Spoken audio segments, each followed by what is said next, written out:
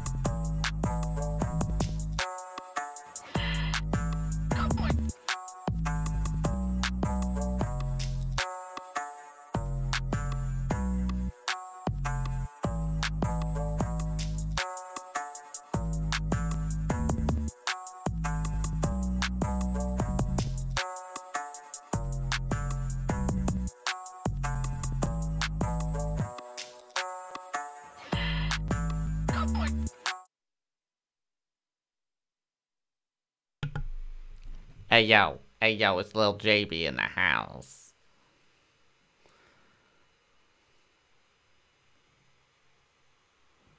What's up, people? So, no, someone is asking in the chat. That's not my song, no, but that is my producer, Young Dionysus, in the house. He's working on my hot new winter anthem right now. So he's very skilled musician and producer. If you haven't heard about him yet, oh, you're gonna hear about him. How's everyone doing? All right. It's been a couple days since my last stream. Glad to be back on here. Let's see. I got a bunch of things I want to talk about tonight, but we're gonna have a relaxed, laid back, free flowing solo live stream this evening. I have a lot of interesting topics. I have some videos we're going to watch and some recent academic research that's come out that I think you all will be very interested to learn about. Not by me, but by other scholars. And also there is some very treacherous individual made a website called the Jmurphshrine, and it has some very dubious information on it. Some of it is quite accurate, I admit. Some of it is very outlandish, so I need to set the record straight on the Jmurphshrine. And boy, is it an audio-visual doozy. We'll talk about that towards the end of the stream. And also, I want you to be aware that, as you see in the bottom of the screen, there is now a call-in number. I believe this works. I've tested it, and it's toll-free from the US and Canada. So if anyone wants to call that number, they will talk to me on the phone, and it will be broadcast through the live stream. I do believe I've set it all up correctly. If you try to call and there's a problem, just tell me in the chat, and I'll try to get it sorted. But I think it should work. And that is the number. So, a few other points before we get into the real meat and potatoes of this evening. At popular request, I have been, yes, the phone call in is risky. You can say anything, and who knows what's going to happen. If you start saying anything really bad, I'll just hang up on you. But I'm willing to take this risk and let people call in.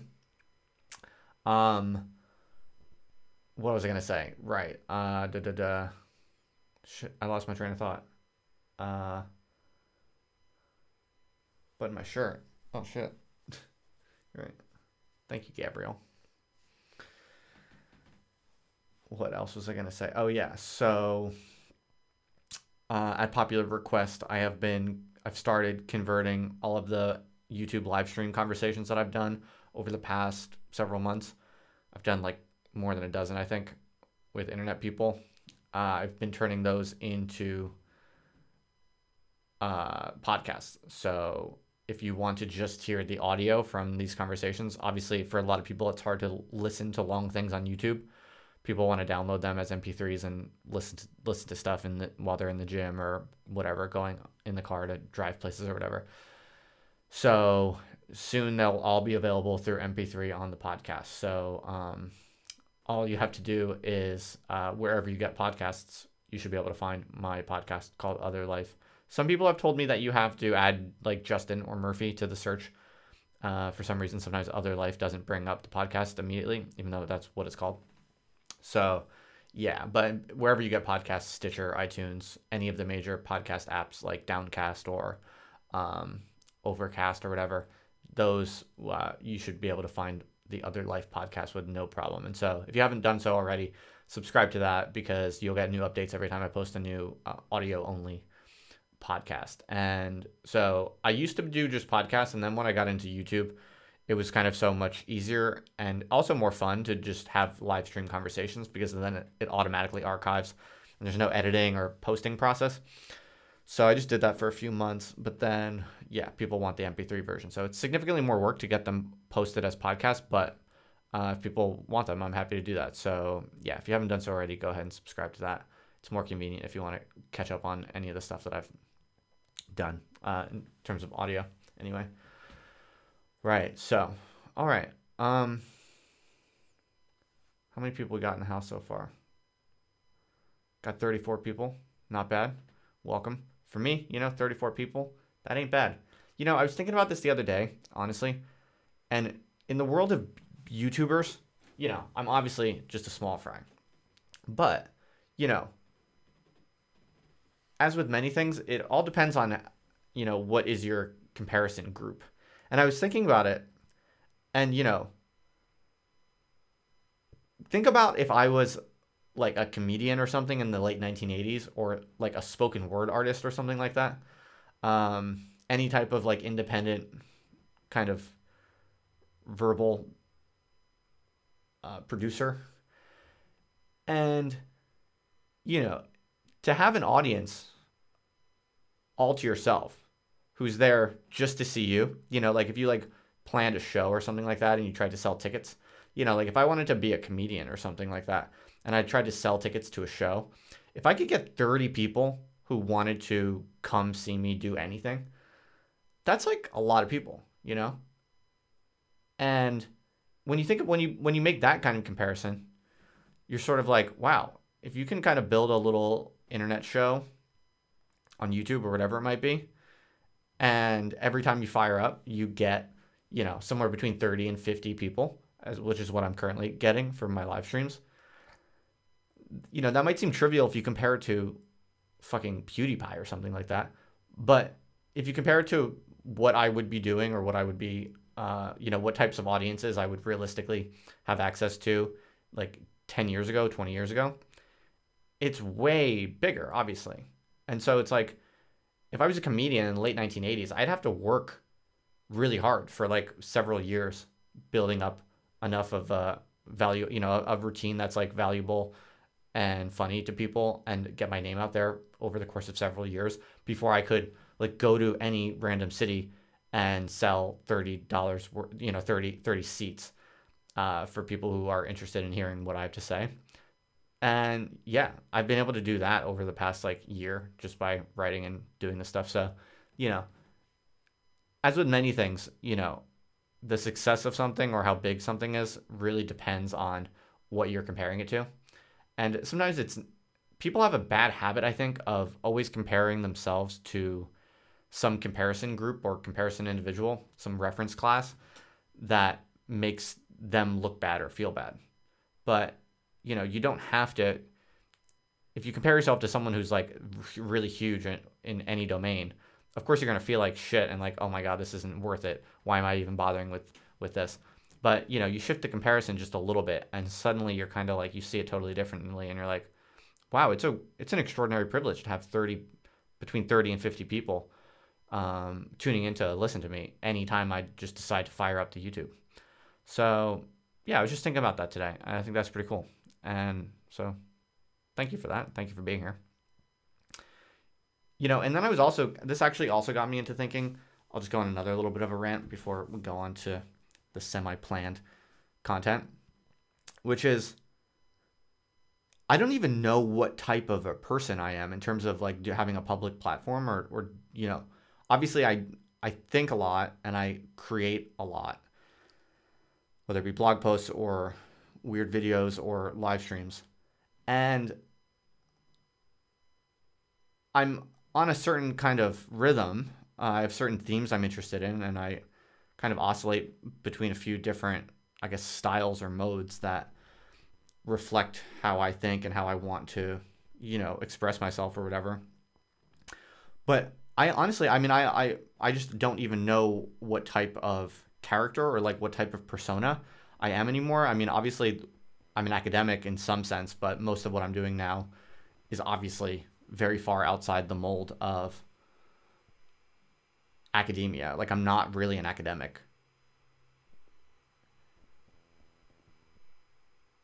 I'm like sometimes kind of funny, but I'm not that funny. I'm definitely not a comedian. Like, I could never do proper comedy, I don't think. I mean, maybe I could with a lot of practice and experimentation, but I have never seen myself as a comedian or a humorist or anything like that. But I guess I am sometimes funny, and I do sometimes find myself doing stuff that's obviously comedic, and sometimes that does work quite well, and sometimes people do think I'm funny, but I would never think of myself as a comedian.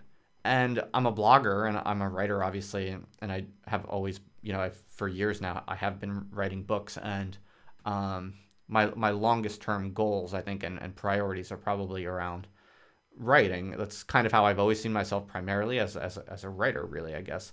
And I definitely am a writer. I write all the time, and I've written thousands and thousands of words over the past several years, for like 10 years now, really. So I'm definitely a writer, but all of the stuff that I'm doing now, it's not, it's so much more than writing, making videos and live streaming and stuff like that, and podcasting. We're now in this like highly digital multimedia world where text is increasingly seen. It seems to me just to be one of many modalities. And so, yeah, I guess I'm a writer. I always have been, probably in some sense always will, but in an obvious sense, more and more of my effort is going into all different other types of creative media.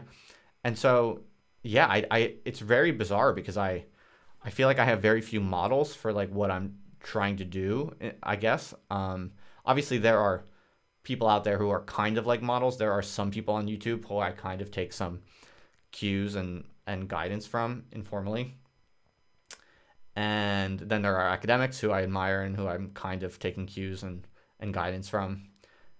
But none of these, but I'm not really like any of those people and that I've been able to find. And so, yeah, this is just a weird reflection on the fact that, I don't really know what type of person I am. I don't know like what mold I'm trying to fit into. Or I guess I'm not trying to fit into any mold. I'm just trying to think as hard as I can and put it out there in the ways that seem most satisfying to me and effective to other people, and making those different media like talk back to each other and link to each other. Yeah, it's very confusing. It's very bizarre because my identity feels extremely I don't even feel like I have one, really. All I know is I just wake up every morning and I try to read, I try to reflect, and I try to make something good, and be creative. But the reason that I'm reflecting on this personally isn't just to be navel gazing, but to use this as kind of introspective data.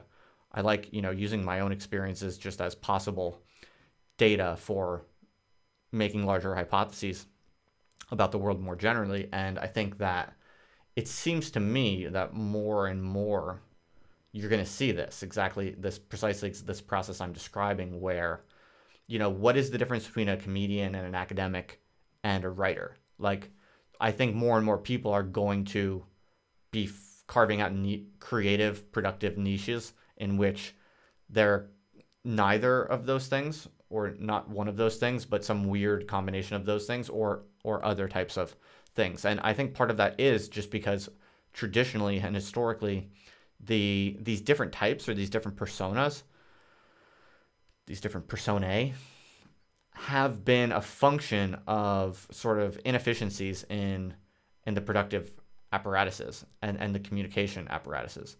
And so it's like, before digitalism, you kind of had to decide what kind of craft you really wanted to focus on. Like, were you going to be if you're going to be a writer, you have to get really good at using the typewriter or the pen or whatever. And you have to, spend a lot of time drilling your brain and routines into that kind of those sets of routines, and that takes a lot of time and it's costly.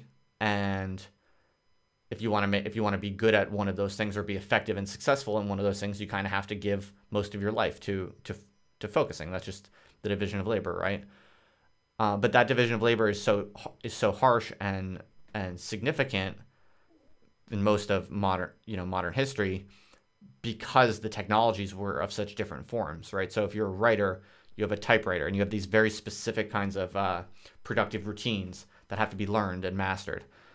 And those don't transfer that well to the other domains. Like, if you want to be like a comedian, or I guess, what would be the contemporary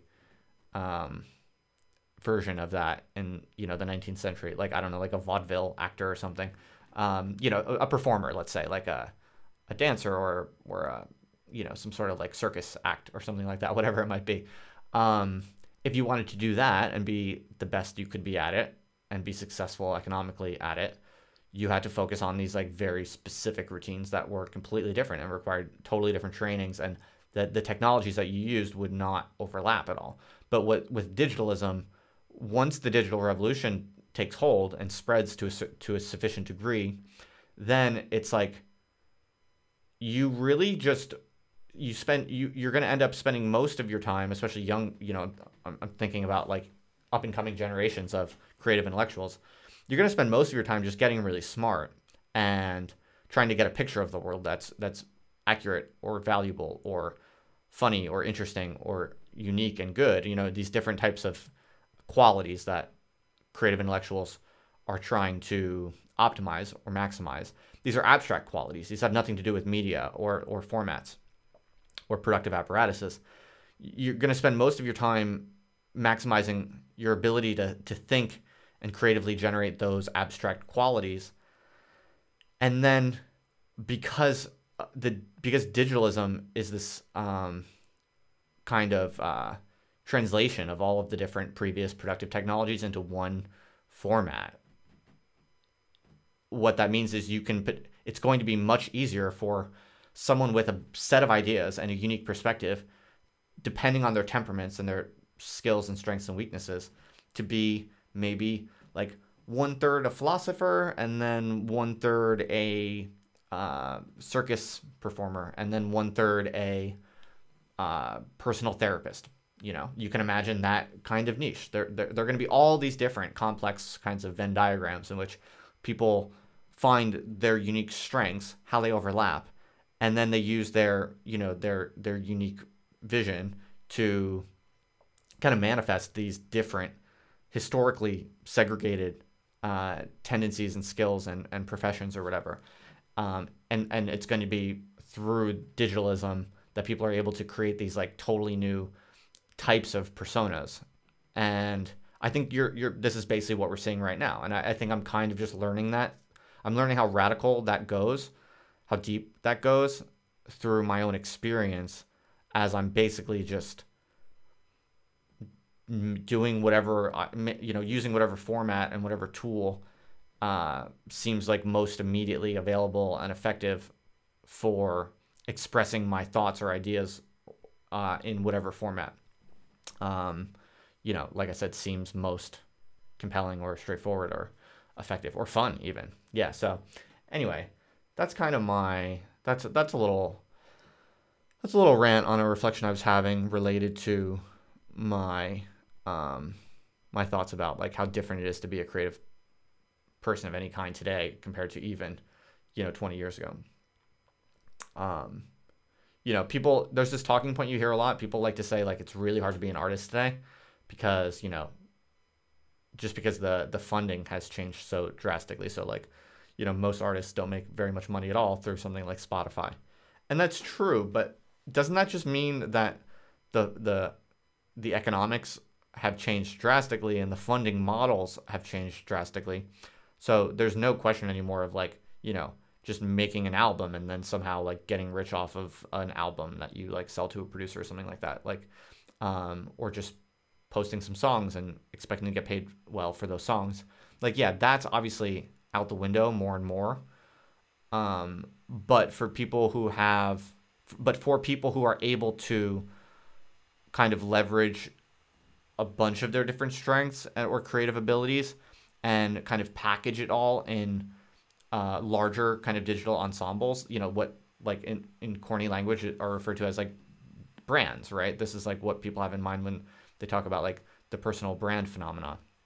Personal brand is like a really corny combination of capitalist lingo and kind of new agey individualism, but the phenomenon that it refers to, if you could come up with some sort of less hokey term for it, is actually quite cool. I think like because what it basically refers to is that individuals now have more and more opportunities to basically create entirely new types of ensembles of creative, emotional, intellectual, philosophical, political, whatever it might be, components, and to package them in this like larger ensemble.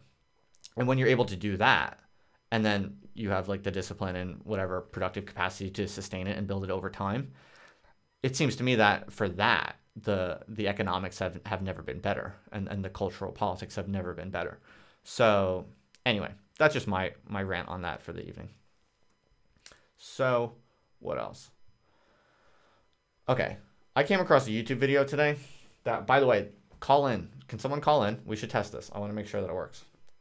If you try to call in and it doesn't work, tell me in the chat. All right.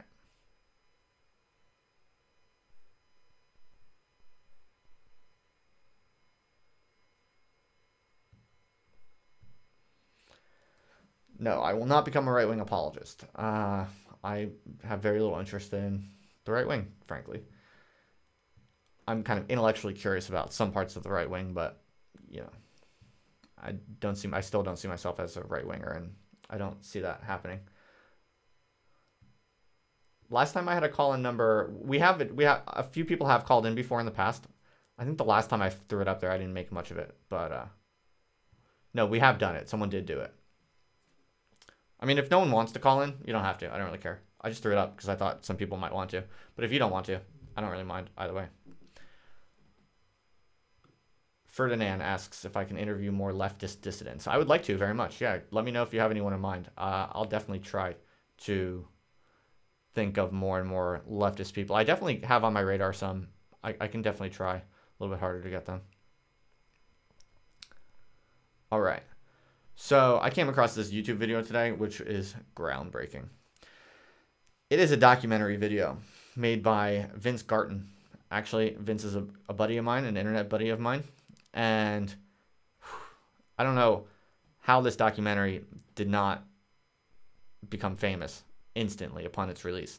It's actually unlisted on YouTube, so I guess that means it's not easy to find.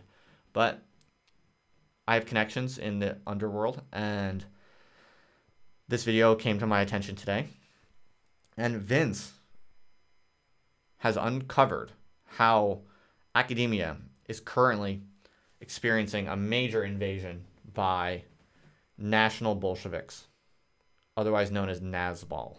All right. He presents some evidence, some diagrams showing that there is something very dubious going on between people like Nick Land and Slavoj Žižek and Alexander Dugin in the academy. So it's only about a minute. I want to show you the whole video, all right?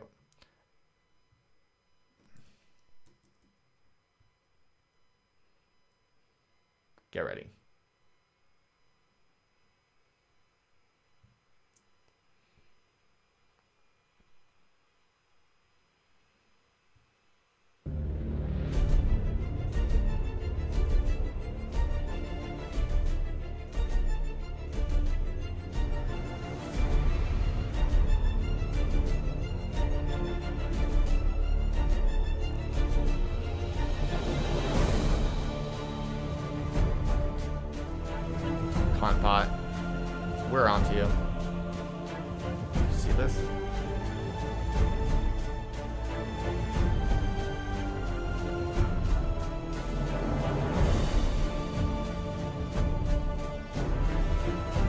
Zizek to Badiou. This goes deep, people.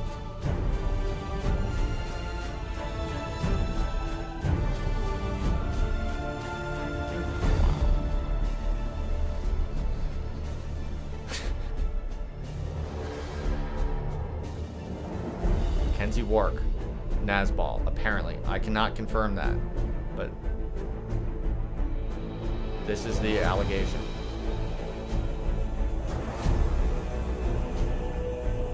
Do you see that? Nick Land is doing a live stream, a Google Hangout with Alexander Dugin. National Bolshevism solves the problem of space-time.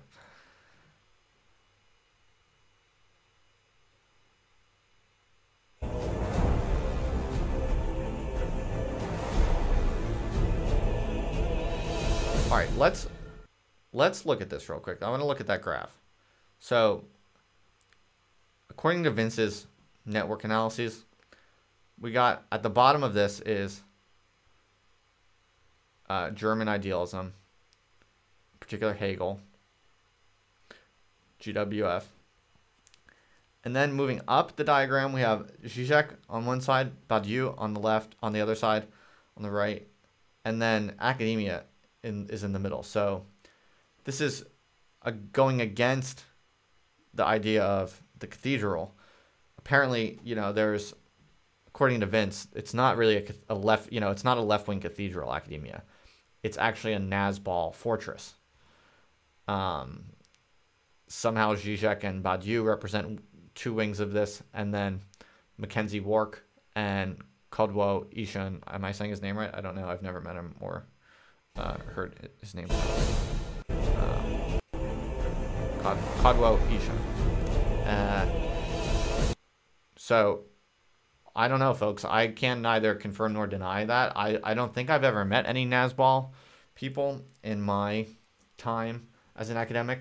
But then again, I guess they wouldn't tell me if they were Nazbol or not. So I don't know. This is a I think promising agenda for future research. I think people need to look into this. I just thought it was interesting. Vince Scarton is a very smart guy. I respect him a lot, and so, you know, if he's putting this out there, I think there's something going on here. I don't know what it is exactly, but I thought I would share it with you all. All right, what else do we got? I wanted to share with you some new research, some new political science research that I recently came across, which I thought was quite interesting. Yes, it's very intimate. Do you see? I like the intimate choice. It's more intense this way. So, yeah, I was thinking one thing I'd like to do with the live stream is bring in a little bit more academic research, because I read a lot of academic papers, and sometimes, you know, they're very technical and boring, and most people don't want to read long, technical, you know, 20-page journal articles or whatever. But I read them a lot, and sometimes there are ones that, you know, I think are actually worth that you know, a popular audience would actually be interested in. So I think I'm going to try kind of bringing in more political science research. So here's an effort or an experiment to do that. I recently came across this article, I'll show it to you right now, by a bunch of authors. It is, right there, by a scholar named Julie Wronski and 4 other co-authors. And it came out recently in the Journal of Politics, which is a pretty prestigious academic journal in political science. And show you the abstract if you want right there. But it's called A Tale of Two Democrats, How Authoritarianism Divides the Democratic Party. And in a nutshell, I'll tell you real quick just the basic idea. What they do is they analyze the opinions or policy attitudes of voters in the Democratic Party, and they are basically trying to see how voters who preferred Bernie Sanders are different from voters who preferred Hillary Clinton. And specifically, they're testing the hypothesis about whether or not authoritarianism as a kind of psychological disposition is perhaps a defining feature that distinguishes Bernie bros from Clintonites. And they found some pretty strong evidence. It was a short paper, nothing too fancy, just basic kind of quantitative social science statistical methods to basically just look at the differences, controlling for other factors. And they found pretty strong evidence, I think, pretty solid evidence, let's say, that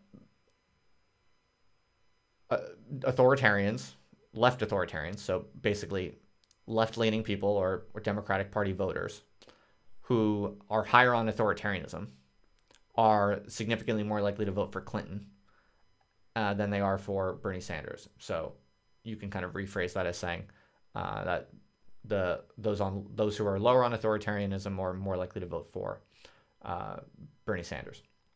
So the methods are quite simple, kind of standard statistical models where you kind of control for a bunch of predictors of vote choice or vote preference, and then you just look at the unique correlation, the partial correlation between the authoritarianism measures and the choice for the candidate that they prefer. By the way, I can tell you that how authoritarianism is measured generally in these in political science. I actually forget off the top of my head how they measured it, but it's usually there's a bunch of questions that are frequently asked in political science surveys that say things like, it's often framed as how would you like to raise your child?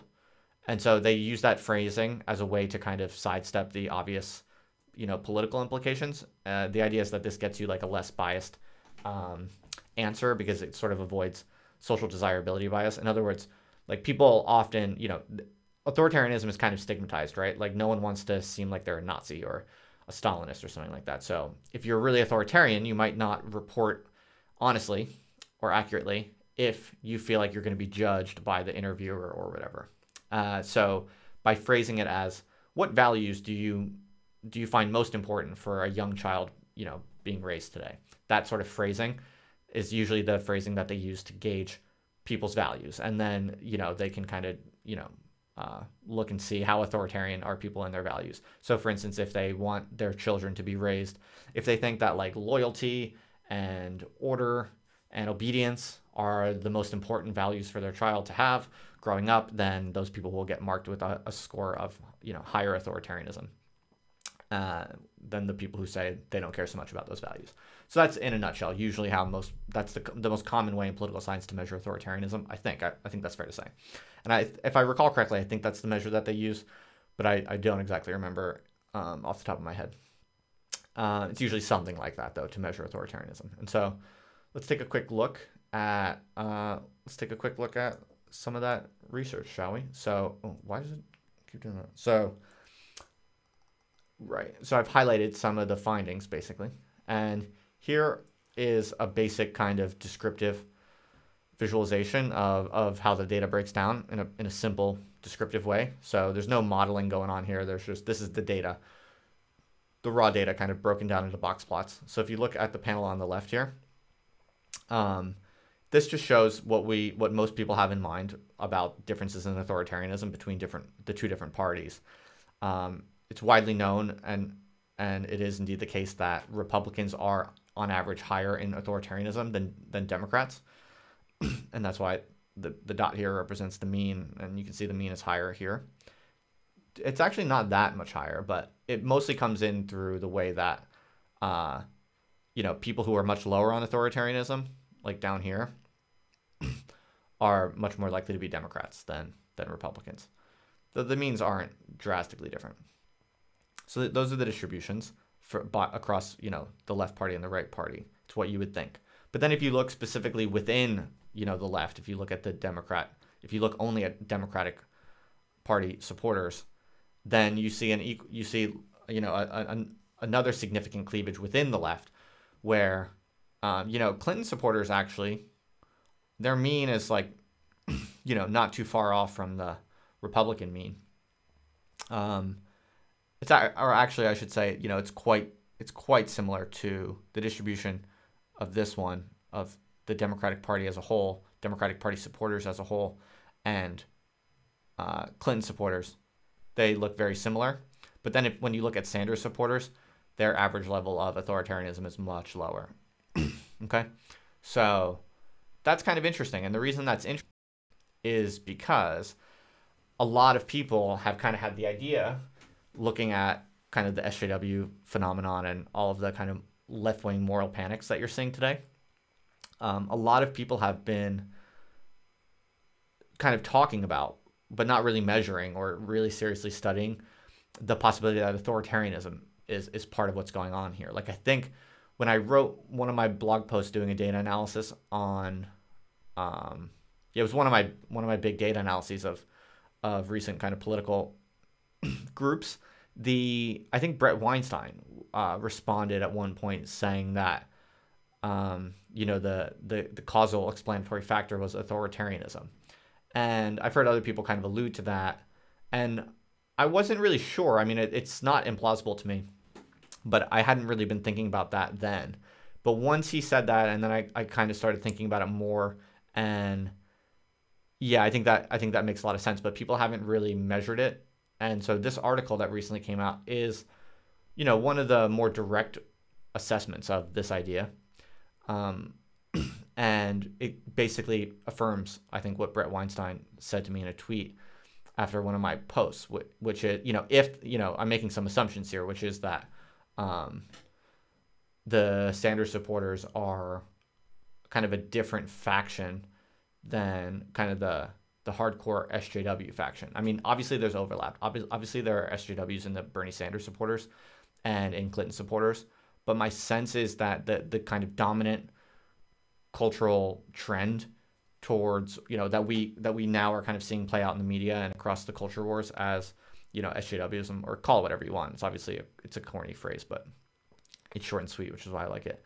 It seems to me like the center of gravity is much closer to kind of the average well-off female professional liberal Clinton supporter type than the Sanders supporters. The Sanders supporters, I think, think of people like Chapo Trap House, and these people, like, there's definitely a lot of SJWism in those circles, but their brand is kind of like they don't quite care as much about those things. There's a lot of people in the DSA and Jacobin and those circles that are much less concerned, I think, with sort of enforcing moral authority over people than the average kind of liberal professional female kind of like corporate climber type. All right, so this, I think, basically shows that there's definitely a lot of overlap, and there's a little bit of moral authoritarianism in kind of the Bernie Sanders wing as well.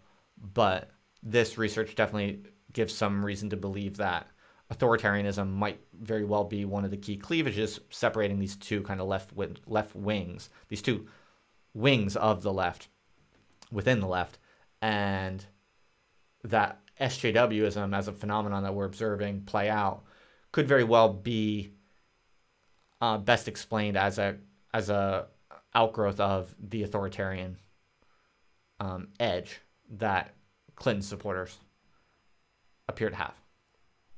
So I thought that was interesting. Randy says I should talk about generative anthropology.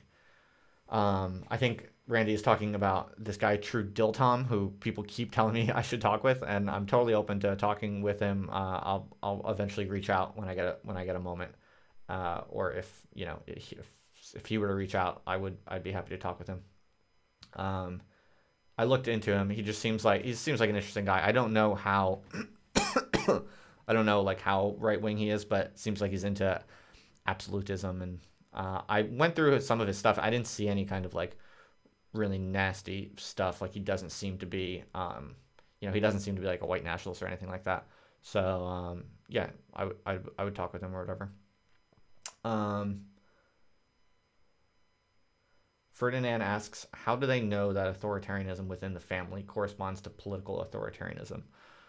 Oh, so I guess Ferdinand is asking about the survey measures that are generally used. I think it's a pretty safe assumption, asking how you would raise your children. I think it's a quite plausible assumption that this will reflect your deeper values, I guess. Or maybe there's something lost there, and maybe there's some measurement problems there. But I guess the wager is that whatever the measurement problems would be less than the measurement problems of social desirability bias. And I'm not sure, but I think it's been validated. I think people have looked into how well that works as a measure, but I could be wrong. I mean, who knows? Maybe it's something you might want to investigate if you have some reason to believe that's not an accurate measure or it's biased in some way. But people have been using it for a while, which doesn't always mean it's right. But my intuition is that it's probably a pretty good measure. All right.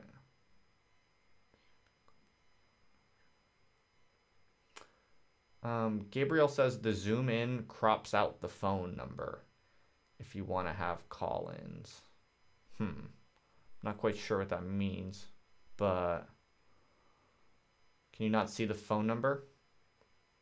All right, I'll look into that.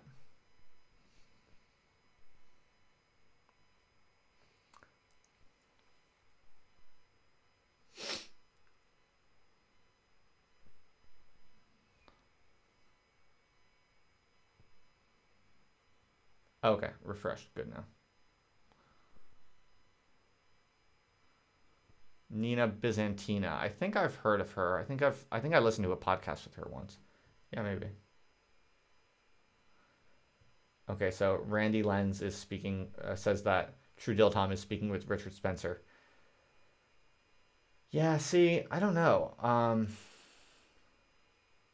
I gotta be honest, like, I'm just not that into getting, like, communicatively involved with the big wide world of, like, actually what I think are, quite dangerous ideas. And, I'm how should I put this? It's difficult because I am attracted to dangerous ideas. I mean, that's the truth. I want danger in my ideas, and I want to be exposed to dangerous ideas.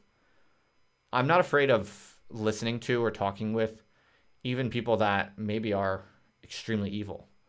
I actually don't think you need to play this kind of like moralistic game where you refuse to talk with even evil. I mean, I think most people who are called evil today are not actually evil, but even if, you found me someone who's actually evil, I don't see why I shouldn't live stream with someone who's actually evil.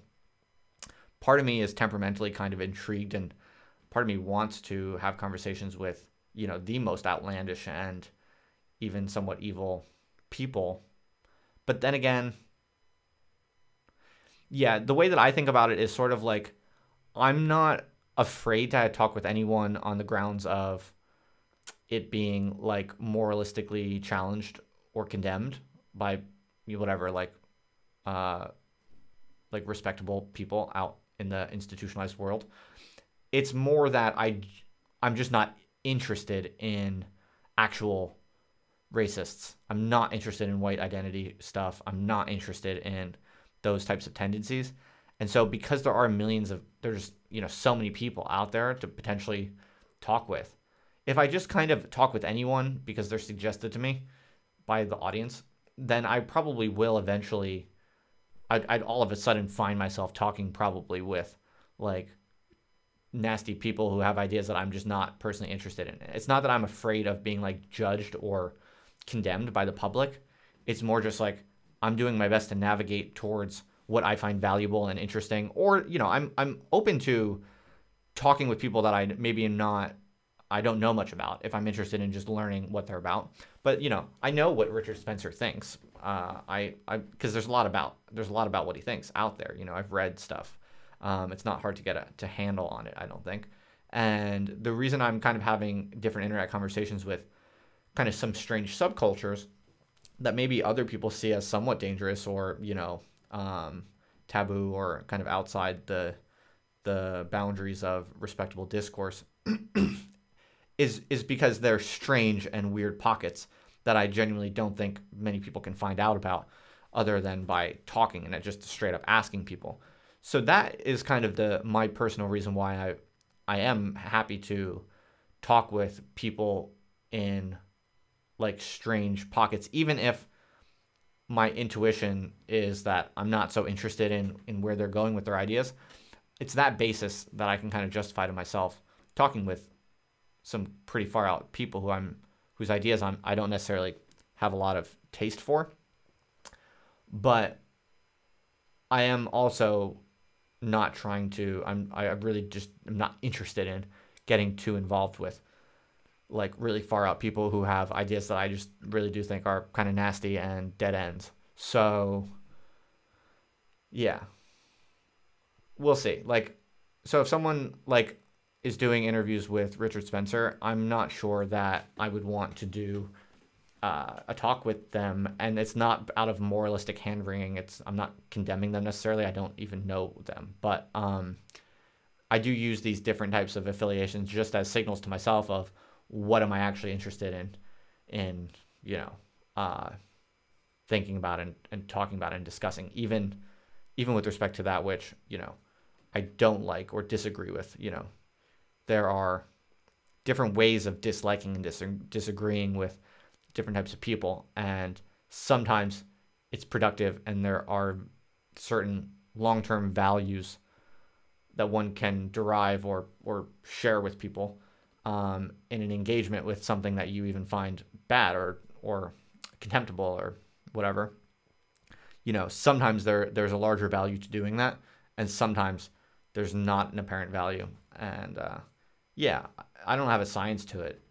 But I do use my kind of honest judgment to kind of navigate that. So I guess this is just a little bit of I'm sharing with you kind of my inner principles around this, so that like if I end up not talking, if a bunch of people are suggesting that I talk with someone and then I end up not talking with them, I'm not necessarily judging them to be evil or unacceptable or something like that.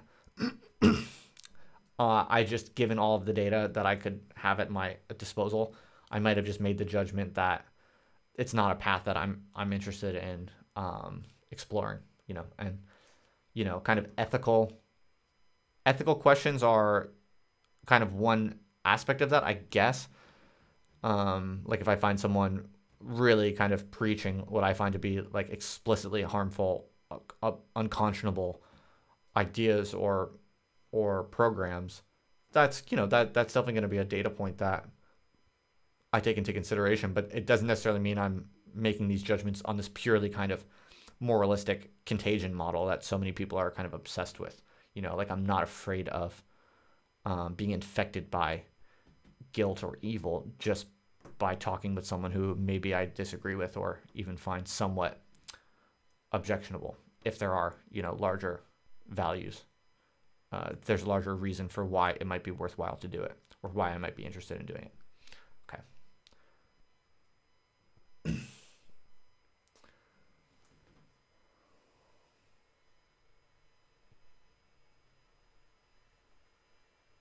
All right. So, sorry, I'm just trying to catch up in the chat here. Too many people. Sorry. I'm not trying to shill you to do super chats, but it's going to get real boring for you if I spend 5 minutes trying to work through all these chats. Oh, the video with Nix. It's not a video. Well, there's a video. The conversation I did with Nix was months ago. Just search my YouTube for Nix Land. But it's now a podcast also. So if it's easier for you to listen to, it uploaded automatically as a video, but it wasn't supposed to. So that's why I deleted it, because it's a duplicate of what's already up there. All right. So yeah, sorry. There looks like there's some interesting stuff in the chat. I would like to get to it, but I just don't want to sit here for minutes while you sit in silence watching me read.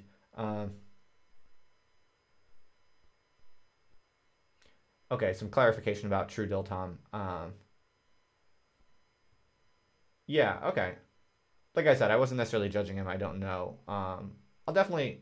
He's on my long list of people I'm looking into as possible people to talk with. So I'll let you know. All right. Jonathan Pajo.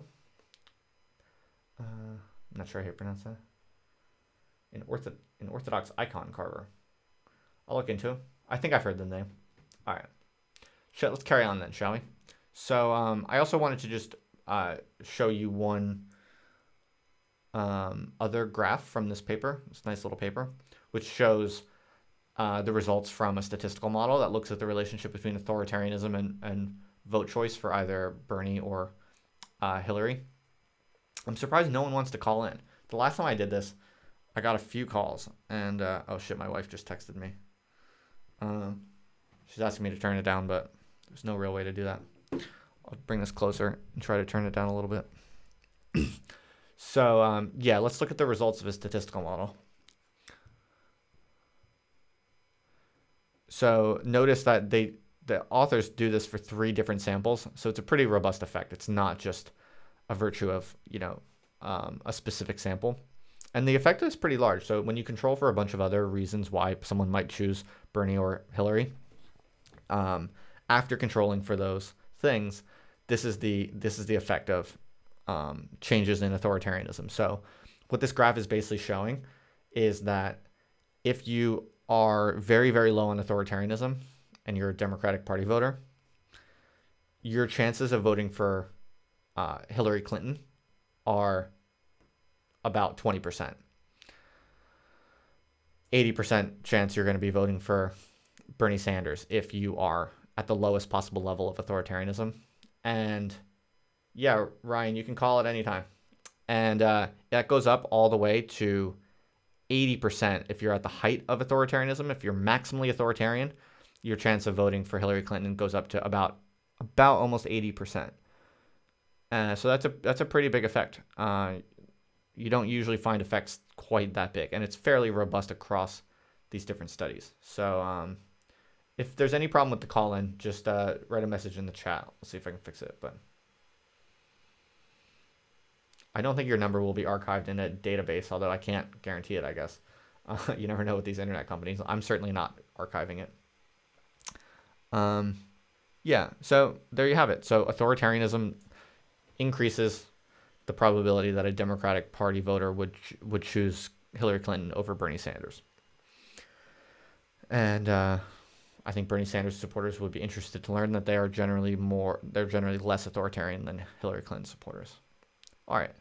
So next up, let's have a look at this strange website that came to my attention recently. The title of it is Aborted Necrophiliac. And it's basically about me. It's very chaotic. It hurts your eyes. It kills brain cells if you look at it for too long. And so it's very difficult to read, but some of it is quite funny, I must admit. The larger title is Retard Vacation for an Aborted Necrophiliac Towards a Historicization of the Murphy Affair. And that's quite a doozy audio-visually in it.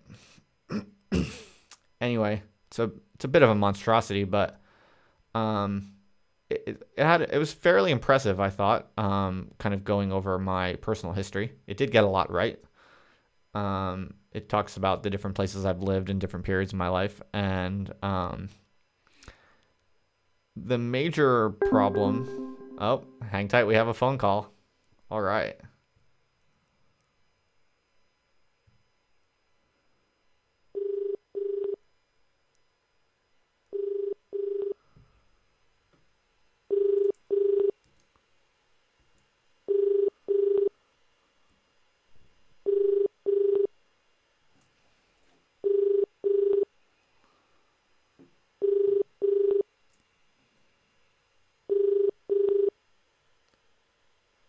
Are you there?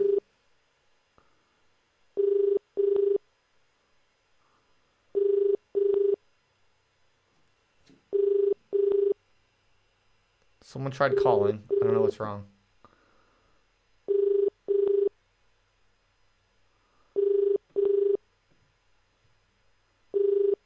All right, well, I think it worked. I think they dropped off.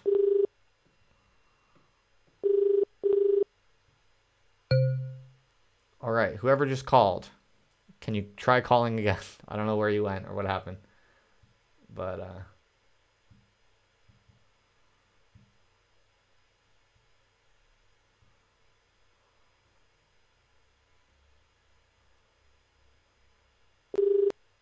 I'm calling you back.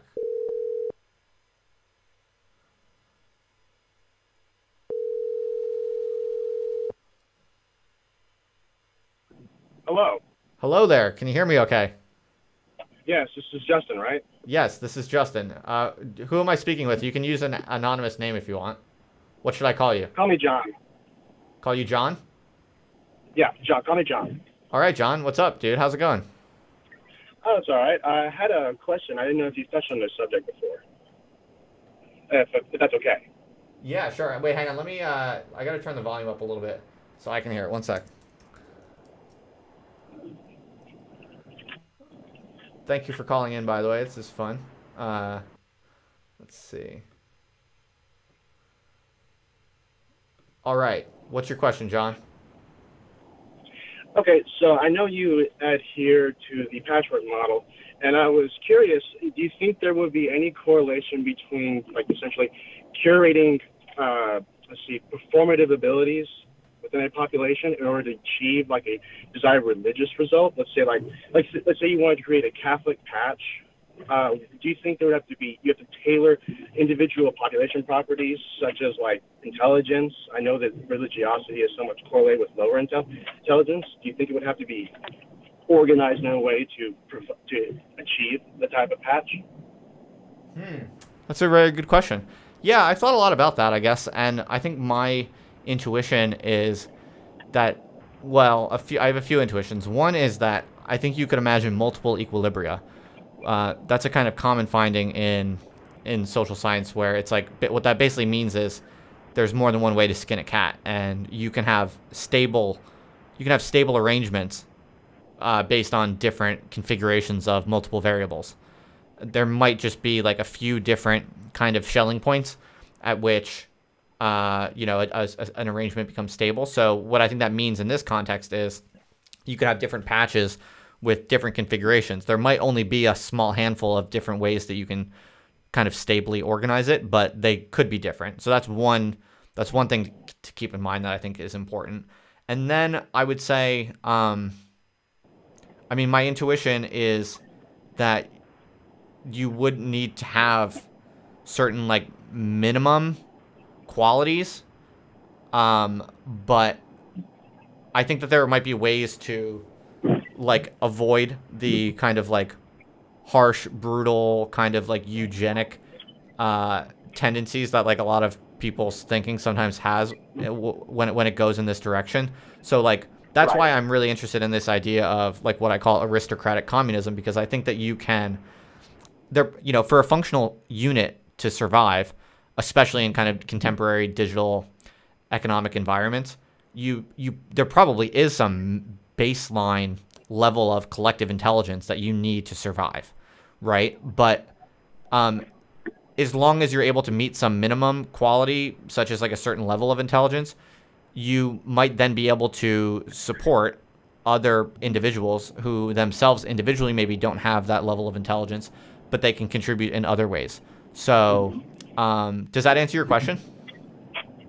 Somewhat. If I were to make a recommendation, have you heard of La Griffe de Lion? No, say it again. La Griffe de Lion. It's French. The lion. I think it's the griffin or the lion's claw or something. Some academic and some social science institution basically looks at how you need, like, what he calls, like, what's called smart sections, essentially breaking off to proportions of the population that's 120 or above, as explaining total, like, GDP in capitalist economies. So I just thought that might be somewhat self-operative perspective that might be helpful to you. Okay, that's interesting. So what do you think? Or tell me more. You mentioned something about religion and Catholicism. Like, what do you think is the significance of that? It was more just trying to bring it to something that you care about or are familiar with.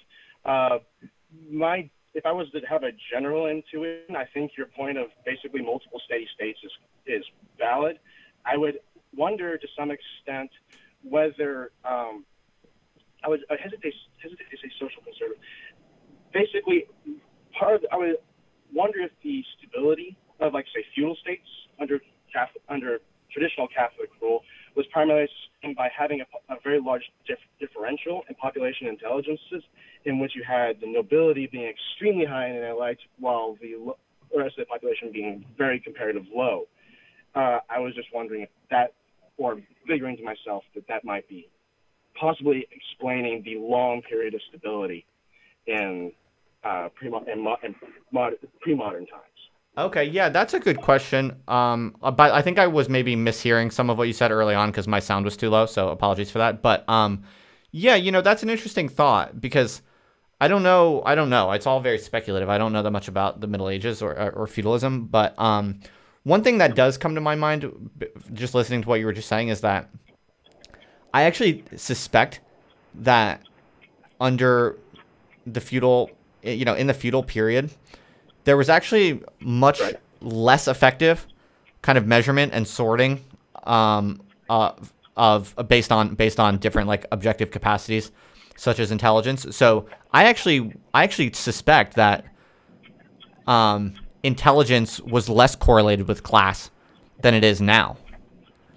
Because if think about it this way, like so much of it was hereditary, right? Like your class level was very hereditary and that sort of thing. And there weren't good measures. Like they didn't have IQ tests. They didn't have like different types of digital technologies that we have today. So our heuristics for like judging different people's capacities were much. I saw you're breaking up right there.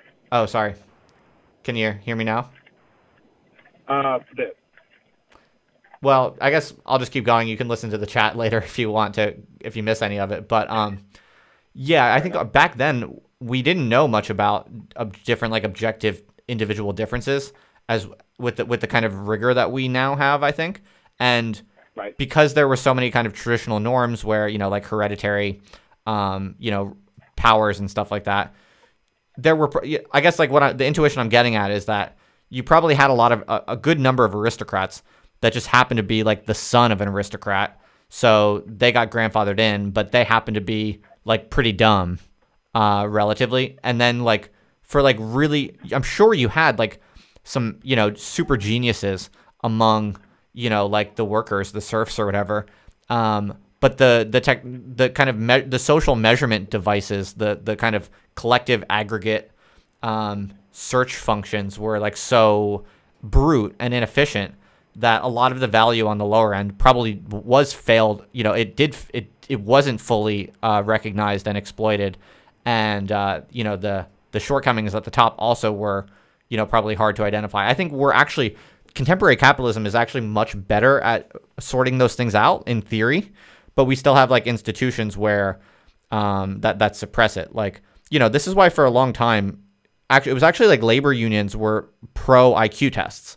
There was like a major left-wing kind of energy for things like IQ testing because the idea was, if there are like smart people in like working class neighborhoods or poor black neighborhoods or whatever, if there are smart and able young people, IQ tests are going to be very liberating and equalizing because look, we can just go and find the young people in these marginalized communities who have objective talents and they'll have opportunities because capitalism wants to, exploit maximum value, right? So I actually think in principle we're much better at figuring out objective levels of qualities and stuff like that. There are just still these kind of institutionalized norms where that's seen as problematic, so it's kind of suppressed a bit. But yeah, I think the larger place I'm going with this kind of long reflection in response to your question is that I think if we got more serious about being able to measure different humans' like traits and qualities and strengths and weaknesses, we could engineer like much more refined collective configurations, basically, in a way that I think we could do much better now than we've ever been able to. And I think that's a real game changer potentially for like the prospect of like collective social change. Was there anything else you wanted to add or you wanted to throw on the record? Let's see. Or any other questions? The only point that, of course, the only possible, I hesitate to maybe push back, a slight bit of pushback. I believe I read somewhere that there was a bit of a differential in terms of like the aristocrat versus serfdom, in that that mostly came down to nutrition. Mm-hmm. So there was significant like significant depression in my food due to food quality and such, like developmental problems. Right. But other than that, I largely agree with the points. Yeah, no, that's a real good point. I think it's well known that like nutrition is actually one of the biggest, environmental, causes or shapers of something like IQ. So that definitely stands to reason that the nutritional effects on IQ back in feudal times were much greater. But I think you also just have to wonder, the means that were socially available for like smart people to distinguish themselves and for stupid people to have their stupidity kind of exposed. My sense is that everything was just a little bit more brute back then. So it makes sense that there would be like more measurement error in assessing those things, I think, at the top and at the bottom. I largely agree with that. Hey, John, thanks so much for calling in. I appreciate it. All right, thank you. All right, dude. See you later. Thank you. All right. That was awesome. Thanks for calling in, John. Maybe some other people will now see that was cool and fun and will also humor me.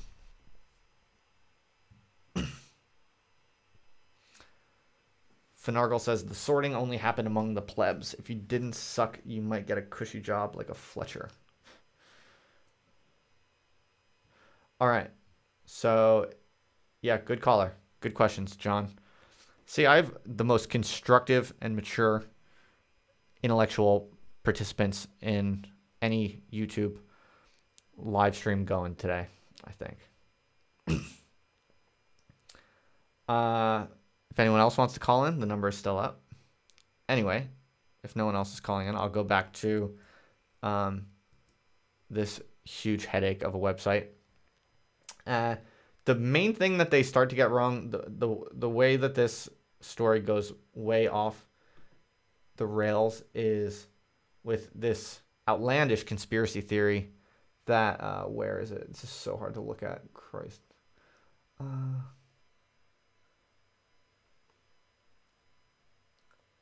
Oh, yeah. Here it says, during the Murph dog's time in Philadelphia, they contracted ligma, the fabled illness that can kill at any moment. That, I'm zooming in on it. That right there, that's not true. I hate to break it to you, but I've never had ligma, as far as I know, anyway. It's an interesting hypothesis, though. I mean, maybe, perhaps, I am suffering from some sort of ailment that I do not understand. The URL, what is the URL? It's, where are you? There you go. It's Jmurphshrine.xyz. Jmurphshrine.xyz. Seriously, I think giving me a headache just from looking at it. You want me to copy and paste the text and put it in a Word document? Too much work. I just read it. It's not that hard.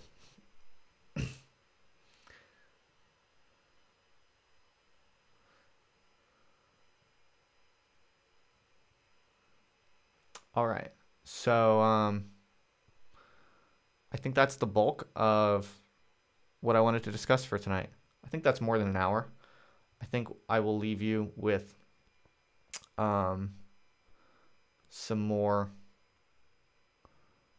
beats from my man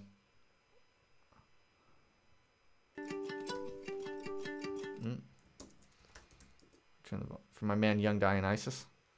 I really need an assistant. I dream of the day that my income stream is enough that I could hire an assistant. I could sit here with someone and they do all the computer work for me. I dream of that day. The creative, productive powers that I would be able to unleash by focusing my attention would be... I have to like change all these things in the middle of the stream. Turn the volume down. All right, I'm going to go get a glass of water and be right back, and I'll give you my finishing closing thoughts for the evening. If anyone wants to make some calls, if anyone wants to call in, contribute something, you're more than welcome to. Oh, You can get your thoughts together if you want. And make a call in, or if you have any questions for me, anything you'd like to hear me talk about right now, you can type it in the chat if you want to, and I'll check it when I get back. But my throat is very dry, so I'm gonna go get a glass of water, and I'll be right back.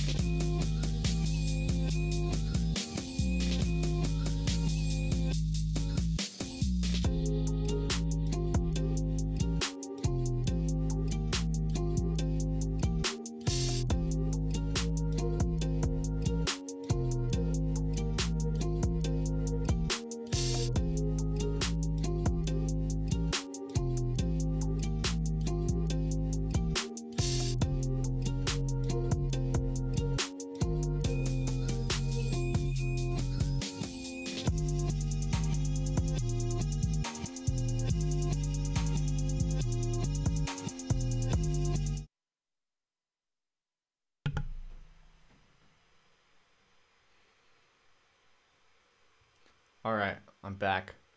My throat is moistened. And I think I'm going to start slowly moving towards wrapping this baby up, but I'll share some quick things with you real quick. Dude, so I've been watching this Netflix documentary, Making a Murderer. I don't know how many of you have watched it, but it's in 2 seasons now. And it's very interesting because the so the first season was a kind of typical a typical kind of true crime documentary. And it tells the story of this complicated case with a kind of controversial verdict, with these 2 men being found guilty. And the way that the story is told, at least the way that it's directed and presented, it seems like it's probably got lots of unreasonable things going on and different dubious characters. And so it's very sensational. You kind of get the vibe that these people are probably not guilty, and there's some wrongdoing going on. And so the season 1 ends, and I guess a lot of people watched it. It was fairly well received true crime documentary. But what's interesting about the documentary as a kind of media phenomenon is that the second season, which is out now, it is basically like the documentary itself is one of the starring roles in the documentary. So it's like at the first season, they're just telling this case. They're telling the story of this kind of true crime documentary. But by the second season, one of the major objects of inquiry in the second season of the documentary is basically stuff that was caused by the initial documentary. So it's becoming very self-referential, and it's kind of bizarre to watch because you think you're watching a documentary about this kind of like objective event, and then you realize like how deep Netflix actually is in the larger case and the public opinion. And everyone knows public opinion affects different types of legal processes, especially around juries and stuff like that.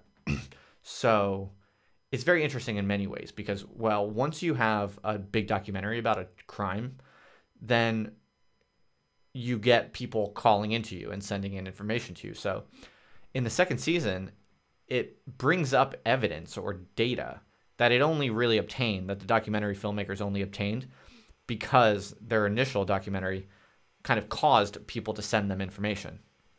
And so there are also other weird things in the second season where like it will show you on the screen of the documentary, it presents like a news story, like a journalist, reports on some new development of the case, but the newspaper report that the documentary is cites the documentary.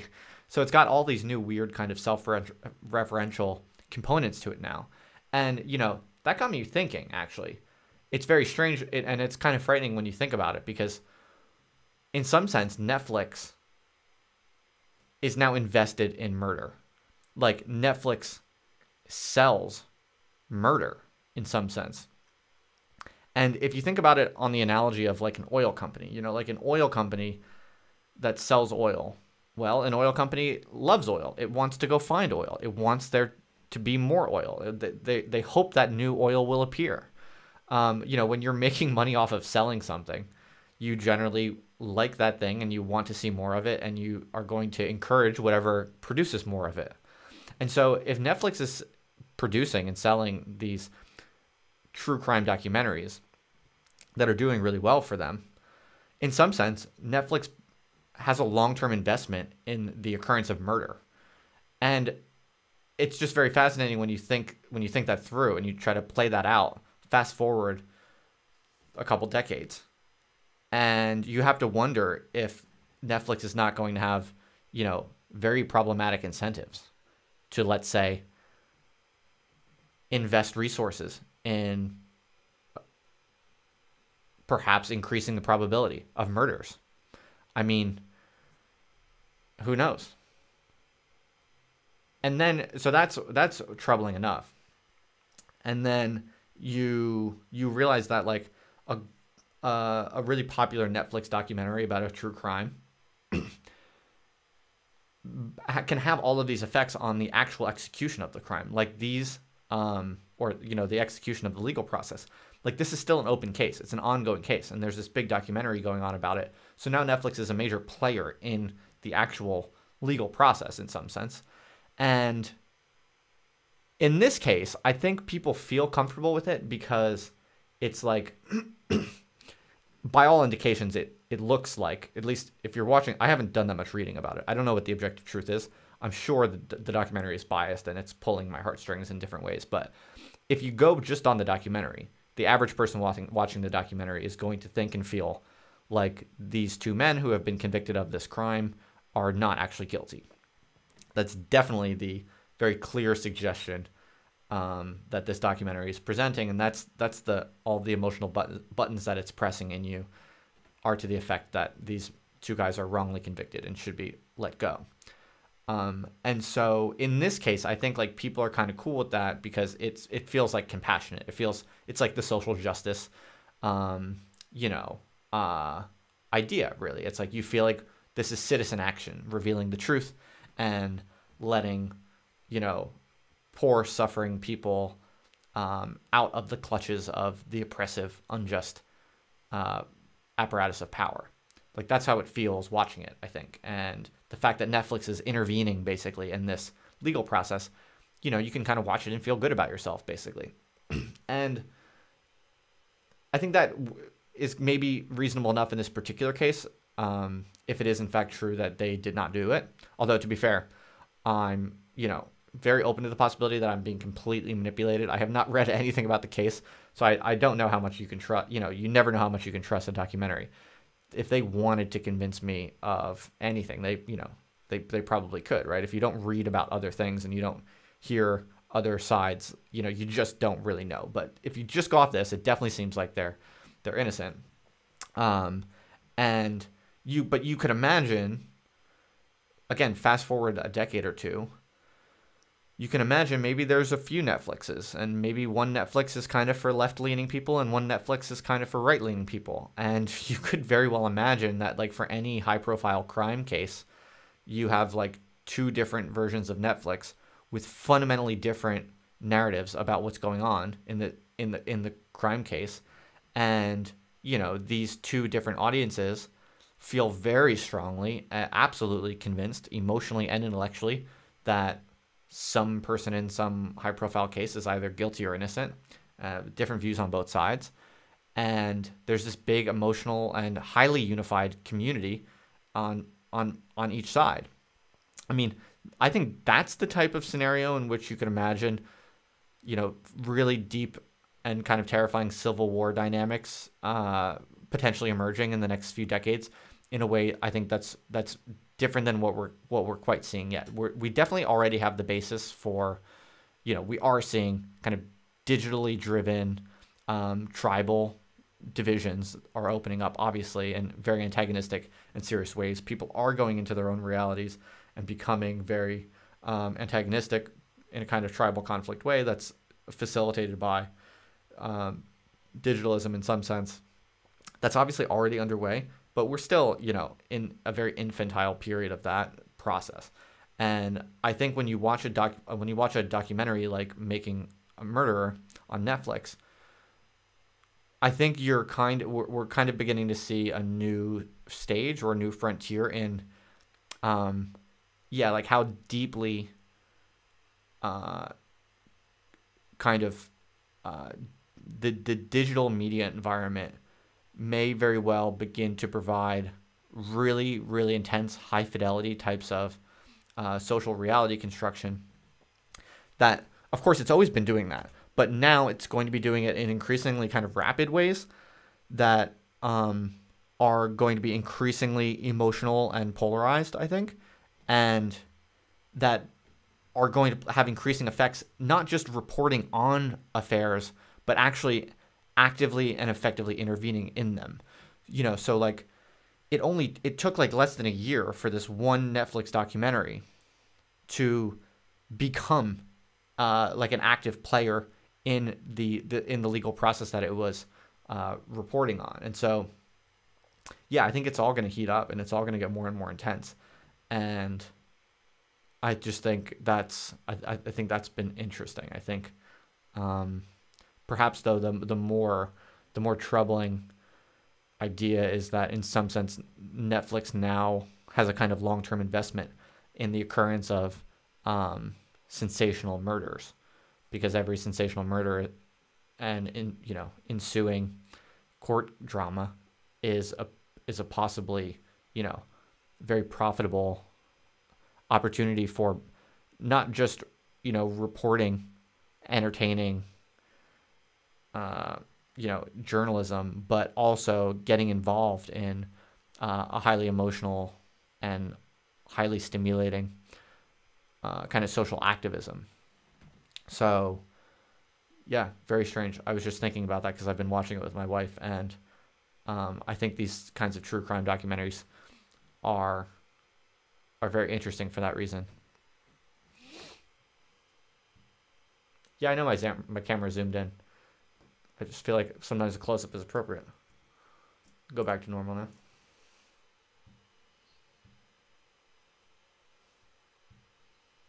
All right, folks. I think that's my closing thought for this evening. Big thanks to John, who called in. I'm going to use this call-in more regularly, so if you have questions or anything, or comments even, just that you think would be interesting or valuable to share with me and people listening, maybe jot it down and give me a call in next time. This will be to kind of open up the live stream to different people who might want to weigh in. Hopefully make it more fun for you all, and it's fun for me to hear what people are thinking and to take questions or whatever. And what else? If you haven't done so already, please subscribe to the channel. The drill. Like the video, share it, all that kind of stuff. As always, it's appreciated when you do that. Subscribe to the podcast if you haven't done so already. I'll be dropping new uploads like in the next... I did 2 today, and I'll be doing a bunch over the next few weeks to kind of get my backlog of YouTube live streams up as MP3 podcasts for you to listen to at your convenience. And putting the number in the video description when I do the call-ins is a good idea. Good point. Thank you. Oh, I see what you're saying. When I zoom in on my face, the phone number gets cropped out. I get you. So putting the number in the description helps. That's a good point. Thank you for the feedback. If anyone wanted to call in right now and they couldn't because the number was cut off, I'm alert enough to take one more call maybe if you want to. Or you can just save it for next time. Well, what's better for default when I'm just talking? Is this better or is this better? I don't know what the people desire. But that's a good point. I'll put the phone number in the video description from now on. The reason I thought I'd put it in just the screen is because then I could kind of change, like, I can kind of welcome calls or not welcome calls, kind of open and close the window for call-ins. Because sometimes I might not want to take calls. But I'm sure I can control that in some other way. So yeah, thanks again, folks. Big thanks to my patrons, as always. People throwing some money, hugely helpful. Big thanks to the good handful of people who have already volunteered to do that. Very grateful. And yeah, I got more streams coming up. I think I'm going to be talking with Claire Lehman on Friday. We haven't hammered out a dime of day yet, so it may or may not happen on Friday, but we're going to be talking soon. And then sometime at the very least, but maybe Friday, I'll keep you posted. And we're also going to have R. Scott Backer on October 30th, remember? And I got a few other ones lined up too, but I'm trying to settle on specific times and dates. I'm going to have the Distributist on sometime soon. Benjamin Boyce is going to come on sometime soon. And I got a few other people. John Ebert is going to come on soon. I'm just trying to set up. It's always the hard part is always finding the exact times of day that we're going to do things. So cut to the zoomed in shot every time someone calls me a Fed. You just call me a Fed? And I'll use this one by default. Okay. Zoomed out is better for sure. Good to know. All right. I guess no one wants to be looking at my pores. All right, everyone. Thanks for hanging. As always, it's been fun. Oh, one final thing. Post a topic next time so I have time to think about something to say. Okay. like give you some heads up about what I'm going to be talking about, and then you can think of things to call in with. Yeah, that's cool. I don't know. Sometimes I just like being random, but I can try to do that kind of thing. Well, I'll keep that in mind. We'll have a think. But what was I gonna say? Something I was gonna say. Yeah. Regardless, I got a bunch of streams coming up. I do a few of these every week, at least. And yeah, subscribe to the podcast if you want the MP3s to listen to on your phone. And I'm trying to think if I have any other news. I'm sure I'm forgetting to tell you some things, but I got a bunch of blog posts scheduled over the next few days. Some pretty good ones. I got some data analyses coming out looking at perceptions of Trump's ideology. I think there's an interesting relationship going on between someone's education level and how they perceive the ideology of Trump. Like, a lot of people think he's very conservative, but he's actually not very conservative. If you look at it, he's actually ideologically ambiguous, and I was trying to kind of tease out whether that's widely known in the population or not, and how it breaks down among by education levels and things like that. So I have some interesting findings there, and so that blog post will be coming out soon. And yeah, shout out to Young Dionysus, my producer. Hopefully my first song is going to be out soon. He's doing it pro bono, so I'm not going to rush him. But yeah, and thanks to him for letting me play his music in my streams. If you like the songs, you can check out Young Dionysus. There's a link in the description. All right, folks. It's 12:15 a.m. and I'm checking out. Over and out, people. Thank you very much. It's been a pleasure. Good night and good luck. And don't do anything I wouldn't do. I wish you the best.